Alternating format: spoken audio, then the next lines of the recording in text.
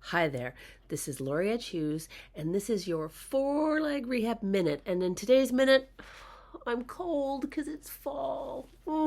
Okay, but other than that, I wanted to talk about chondrodystrophic dogs and fitness and conditioning. So this comes about because I had a client who does canine fitness and conditioning, and she does some classes. And she reached out to me and she's like, Lori, I got a question.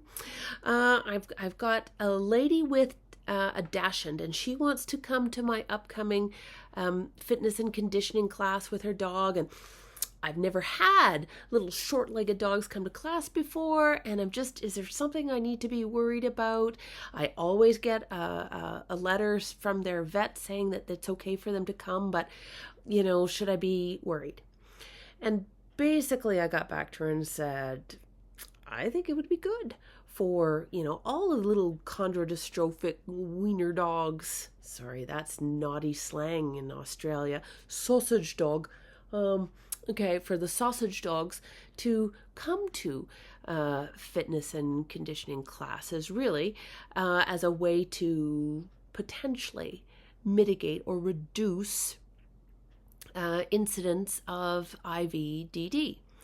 And of course, as healthcare professionals, we recognize how important it is to maintain optimal body condition scores, and that can help prevent, because staying fit and trim isn't just about looking good in the dog park. It's about helping their little dysfunctional, kind of defective spines as well. So there is some interesting research and studies. There's one that comes to top of mind. It was a survey where looking at which dogs are more prone to IVDD and dachshunds, or rather, which dogs were not.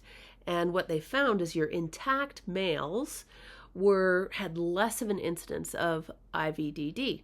Well, your intact males are likely either owned by breeders or people who show their dogs, and so they want to keep them thinner for the show ring. Plus, once you neuter these dogs or spay females, well, they do kind of tend to put on the pounds. So that wasn't necessarily your protective component, but if we can, the aspect of keeping them fit is the important part in there, I think, because we know the excess body weight is a factor in IVDD, okay, in your chondrodystrophic dogs.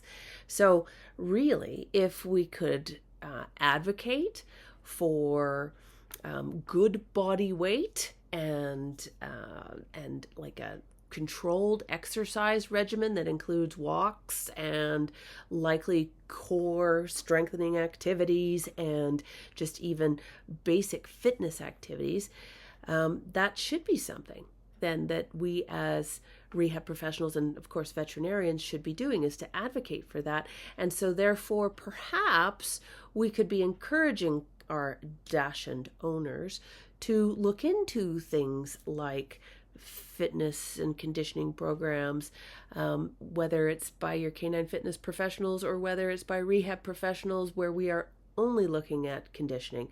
And of course, in conjunction with discussions about proper nutrition and avoiding overfeeding and how to engage in weight loss. But of course, the fitness and conditioning is a part of that.